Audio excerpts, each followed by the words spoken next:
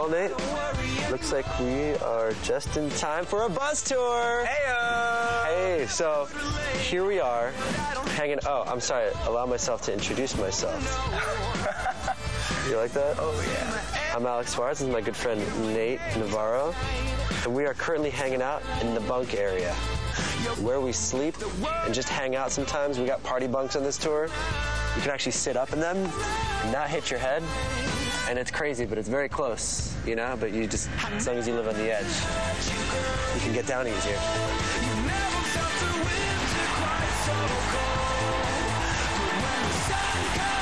Let us take you to the back lounge, where, as they say, this is where all the magic happens. This is basically, you know, you can never have enough shoes on tour. So we just kind of put them all in one big thing. That's where we keep them off the floor.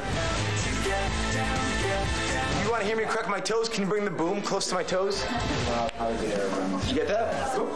How about that one? I know it's kind of gross feet, but for a guy, I think I have very pretty feet. Here's our wonderful back lounge. Got a couple 32 inches hanging on the wall, flat screen. Some Sonys. Not me. No big deal. You know, we got a little stereo system back here. Our little closet full of clothing, because that's what we put in there. This is my new clothing line. What? No big deal. It's called Overnight Sensation. Right, Victoria? Yeah. You were an overnight sensation, weren't you? This is probably one of the most impressive things. Here we go, the secret door, behind door number 2. We have our lovely shower. Let me get the light for that. Oh, it is on. Victoria definitely has the least in all the shower stuff. Not because she's dirty or anything, she's very clean, but we like to really take good care of ourselves. We got our after shower lotion. I said, you're clean. Why don't you relax over there? Whatever. I'm just saying, we have more bathroom products than you do. And it's not that you're dirty, is what I was saying. I have 3 soaps and 2 different types of shampoo and conditioner. Then I was wrong. I fly away to space when I wear this. You have to sew it all the way up, and it's kind of a nightmare. But it's really awesome. Where's my drink tech? Jeez, I gotta make my own drink. All right. We gotta see what's in the fridge. Everybody always wants to know what's in the fridge. We got some interesting things today. Bag of pasta, which is cool. We got a bag of chicken breasts. A little awkward, I suppose. And you know, we got some OJ, Purple Stuff, Sunny D, Vita Coco right here. I think this is champion. Hey, Matt, are we gonna do our pre-show push-ups? I'll do them. I think he's down. Let's go. Push-ups. Pre-show push-ups. Ready? Let's try. You ready? Get down. I never meant to hurt you.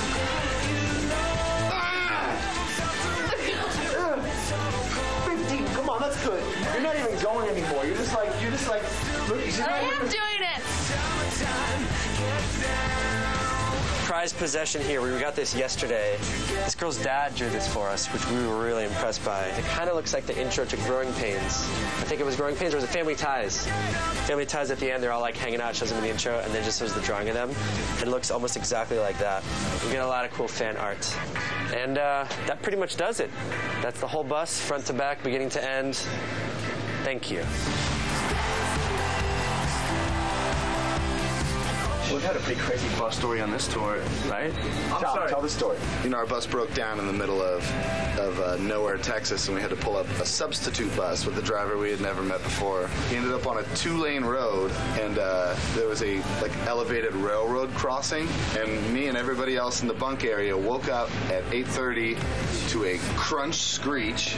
Thought we'd been in an accident. I ran up into the front lounge, and I look, and there's train tracks extending out of both sides, and he's high-sided, teeter-tottered on the railroad tracks. I gave him about 5 seconds to get unstuck before I couldn't stand it anymore. I had to run back, open the doors, and I said, I need everybody out of your bunks right now. We're getting off the bus. We're stuck on railroad tracks. And of course, everybody jumps out of their bunks in their underwears and nothing, just like, you know, hair all over the place, sleep in their eyes. They start running towards the bus, which actually makes it like teeter-totter a little bit more. It catches. We roll off the tracks. That was when the ding, ding, ding, ding, ding, ding, ding, ding, ding, ding gate started coming in behind us, and Alex Suarez looked out the window and said, "Oh, there's a train coming!" But there's a better part of the story, and I'm gonna have my friend Rylan Blacken tell us. Come on up, guys.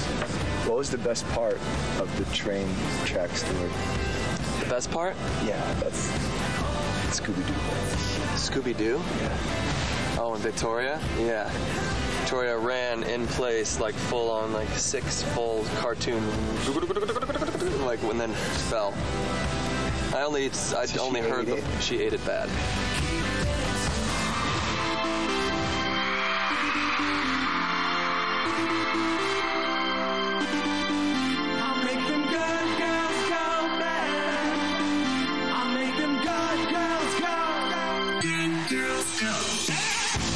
This is how Victoria joined the band. We're like, we want a female guitar player. We had the rest of the band. We're like, we want a female guitar player. How are we going to find that? We're like, well, no one plays the guitar. We have a guitar, but we're just going to find a female keyboard player and just, you know, all you got to do is just take a keyboard and just put it like that, right? Sure. It took a little bit to get used to, right? How long did it take? Day. All honesty, you're not used to it still, right? Yeah. You hate it. I don't know how to play it. You hate that thing. Hate it. You hate it. No, I've embraced it. I have a love for it now. Victoria's father was in a band in the 60s called Peter and Gordon. Her dad was like Beatlesy, and her aunt dated Paul McCartney. I met a lot of like celebrity kids of celebrities, and like Victoria's very down to earth compared to those kids. Not to us. To us, she's still like very snobby, but compared to those kids, she's very down to earth. My dad, you know, there was like music always around me, and I was in the studio all the time with my dad, but it was very kind of normal to me. It wasn't like, oh, I'm so high and mighty because I get to be around these people. Like, it was cool. What do you know, Victoria? I know you're tired, you're dangerous. Yeah, you're that guy. Damn right. I'd be stupid to trust. Just one night, could it be so wrong? You wanna lose control. She was so shy. I don't know anything about music before 1980. I don't know about the Beatles or anything, you know? So, like, to Victoria's dad, he's like, how can you not know the Beatles? I'm like, I don't know, sorry, sir. But Ryland is a huge Beatles fan and a huge fan of that whole era. And the first time, this is a great story. I've never seen Ryland get starstruck ever, but the first time he met Victoria's dad, he was so nervous. He goes, hi, Mr. Gordon. Nice to meet you, Mr. Gordon. Because her dad was in the band, Peter and Gordon, and Peter Asher, yeah, totally. I've never seen, and Ryland's usually like so smooth and like always quick on his feet, and he was just totally like Dumbfounded. Yeah. And he writes me an email later. He's like, I suppose you wouldn't want me to call you Mr. Starship. Yeah. And I was like, Peter, oh, I'm sorry. And he got away with the girls in the back. It's like too hot to dance. Yeah, she got away with the boys in the place. She don't let me don't stand a chance. And he got away with the girls in the back. It's like too hot to dance. Good girls go back. Don't stand a chance. Good girls go. Good girls go back. Make some noise for my homegirls. I was hanging in the corner with my 5 best friends. I heard that you were trouble, but I couldn't resist. Good girls go back. Good girls go back. Good girls go. Good girls go.